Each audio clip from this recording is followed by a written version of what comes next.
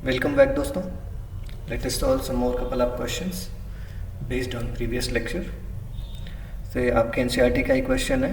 Question number 1 देखिए क्या कह रहा है. Write the following in decimal form and say what kind of decimal expansion. तो मैंने आपको पिछले क्लास में क्या बताया था, हमें तो बिना डिवीजन किए ही बता सकते हैं कि कोई भी डेसिमल मतलब कोई भी फ्रैक्शन टर्मिनेटिंग है कि नॉन टर्मिनेटिंग है. सबसे पहला काम आपको क्या करना है, उसको कन्वर्ट कर लेना है सिंपलेस्ट फॉर्म में. तो 4 से डिवाइड करिए, 4 9 जा 36 और 4 से इसको डिवाइड करेंगे तो 25 और इसको लिख सकते हैं 9/5 स्क्वायर. अब आप देख सकते हैं डिनोमिनेटर में केवल 5 है, तो अगर डिनोमिनेटर में केवल 5 हो, केवल 2 या 2 और 5 का मल्टीपल हो, then you can say it is terminating. अब आपके क्वेश्चन में बोला डेसिमल में कन्वर्ट भी करना है, कोई दिक्कत नहीं. नीचे 2 zeros हैं तो क्या हो जाएगा आंसर आपका 0.36. ये फर्स्ट क्वेश्चन का आंसर हो गया. ऐसे ही सेकंड क्वेश्चन का आंसर क्या लिख सकते हैं हम लोग, 1/11. तो आप देख रहे हैं डिनोमिनेटर में 2 और 5 है ही नहीं, सिर्फ 11 है. मतलब 2 और 5 के अलावा वैसे भी कुछ आ जाता है तो ये क्या बन जाता है, नॉन टर्मिनेटिंग. अब डिवीजन आप कर सकते हैं, 11 से 1 में डिवाइड कीजिए, डेसिमल 0 और डेसिमल लगा के 0 11 फिर 0 टाइम जाएगा, 11 यहाँ पे एक 0 और आ जाएगा, 11 9 जा 99 फिर 1 फिर 0 बढ़ाए, फिर एक 0 लगा के फिर 0 बढ़ाए, 11 9 जा 99. मतलब यही प्रोसेस हमेशा रिपीट होता रहेगा इनफाइनाइट तक. और ये क्या बन जाएगा 0.090909 एंड सो ऑन. अगर मैं इसको बोलूँ तो याद रखिए, जब कोई डिजिट बार बार रिपीट होता है तो उसको बार लगा देते हैं. 09 रिपीट हो रहा है इसलिए इसको लिख सकते हैं 0.09 बार. क्लियर है दोस्तों. चलिए ऐसे ही थर्ड क्वेश्चन देख लेते हैं हम लोग. थर्ड क्वेश्चन क्या कह रहा है, 4 होल 1/8.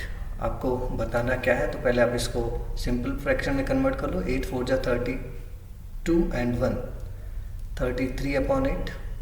33/8 को तो देखते ही लग रहा डिनोमिनेटर में क्या है 33/8 को हम 2 क्यूब लिख सकते हैं. तो डिनोमिनेटर में सिर्फ 2 है इसलिए तो टर्मिनेटिंग होगा. अगर इसको डेसिमल में कन्वर्ट करना तो 8 से 33 में डिवाइड कर लो. 8 4 जा 32 1 डेसिमल लगाओ 0, 8 1 जा 8 2 0, 8 2 जा 16 4 0, 8 5 जा 40. डिनोमिनेटर खत्म हो गया.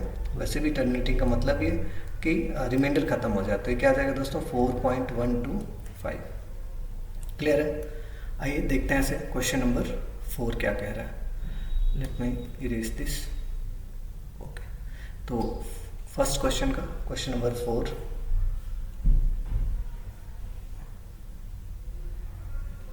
तो यहाँ पे क्या है फोर्थ क्वेश्चन 3/13. तो देखते ही लग रहा है कि डिनोमिनेटर में 2 और 5 के अलावा कुछ भी आ जाए तो बन जाएगा वो क्या, non terminating. Clear. Division I think you can do division, आसान सी बात है. 2/11 इसको भी डायरेक्टली आप कह सकते हैं कैसा है, नॉन टर्मिनेटिंग. ऐसे 329/400.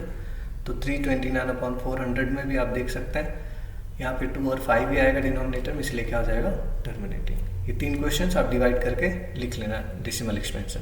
ओके, चलो दोस्तों आगे बढ़ते हैं. Question number 2.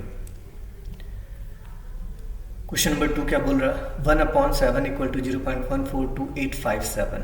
इसका मतलब क्या है 0.142857. 1/7 का ही मतलब है, इस पर बार लगा, इसका मतलब ये चीज़ बार बार रिपीट होगी. 0.142857 142857 और ये बात कहाँ तक जाएगा, इनफाइनाइट तक.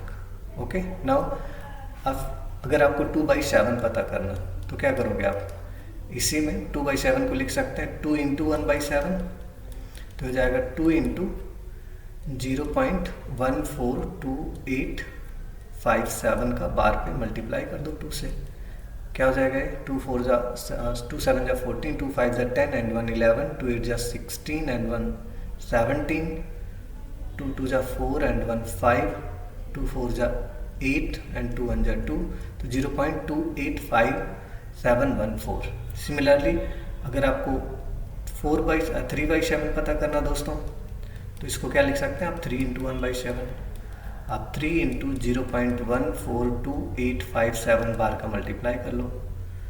आई think you can do these all calculation 3/7, 4/7, 5/7। Okay, 4/7 मतलब 4 × 1/7, 5/7, 5 × 1/7 और 6/7 मतलब 6 × 1/7।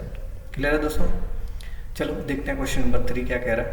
क्वेश्चन नंबर 3 है what can be maximum number of digits be in repeating block of digits in the decimal expansion of 1/17 perform division. तो वैसे तो साफ साफ देखने से लग रहा है दोस्तों ये क्या होगा, नॉन टर्मिनेटिंग होगा, क्योंकि डिनोमिनेटर में 17 है, 2 और 5 के अलावा कुछ भी है तो नॉन टर्मिनेटिंग है। तो मतलब 17 से 1 में डिवाइड करने पर कितनी बार जाएगा, जैसे डेसिमल बढ़ाओगे तो ऐसे कुछ डिजिट्स आएंगे उनके बाद रिपीट होगा, तो आपको सिंपली डिवीजन करना। तो आइए डिवीजन करके देख लेते हैं। जैसे अगर मैं 1 में डिवाइड करूंगा 17 से तो डेसिमल लगा के 0, फिर एक 0 बढ़ा के, तो इस प्रोसेस को करेंगे आप लोग। डिवीजन तो आप सबको आता ही है, तो आप देख पाएंगे इस तरीके से डिवीजन होगा। और यहाँ पे जो रिपीटिंग ब्लॉक्स आएंगे 0, 5, 8 इस तरीके से आएगा। फिर अगली बार देखो 100 आ गया, फिर डिवाइड करोगे तो वही सेम चीज़ आती जाएगी 0, 5, 8, 8, 2, 3, 5, 2। ठीक है दोस्तों, तो ये बात बार बार रिपीट होगी इनफाइनाइट तक। तो हम कह देंगे कितने डिजिट बाद रिपीटिंग आ रहा है डिजिट, 1, 2, 3, 4, 5, 6, 7, 8, 9, 10, 11, 12, 13, 14, 15, 16। आफ्टर 16 डिजिट फिर से रिपीट होने लगेगा।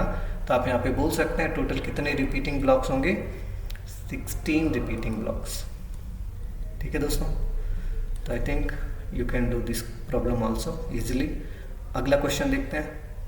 नेक्स्ट क्वेश्चन क्या बेटा, look at several examples of the rational number in the form p/q where p and q are integers with no common factors other than 1 and having terminating decimal representation. देखो दोस्तों, अगर terminating decimal representation है तो आपको ये समझ आ गया है कि डिनोमिनेटर में या तो 2 होगा या 5 होगा। उसी प्रॉपर्टी को गेस करने को बोला, तो ये प्रॉपर्टी तो ऑलरेडी आप लोग समझ गए हो कि अगर p/q को हमें टर्मिनेटिंग बनाना है तो टर्मिनेटिंग बनाने की प्रॉपर्टी क्या होता है, q must be 2 power something, 5 power something और दोनों साइमल्टेनियसली प्रेजेंट हो। This is property of q। Example लिखने को बोला है तो एग्जाम्पल आप लिख सकते हैं, क्या क्या हो जाएगा, कोई भी लिख दो।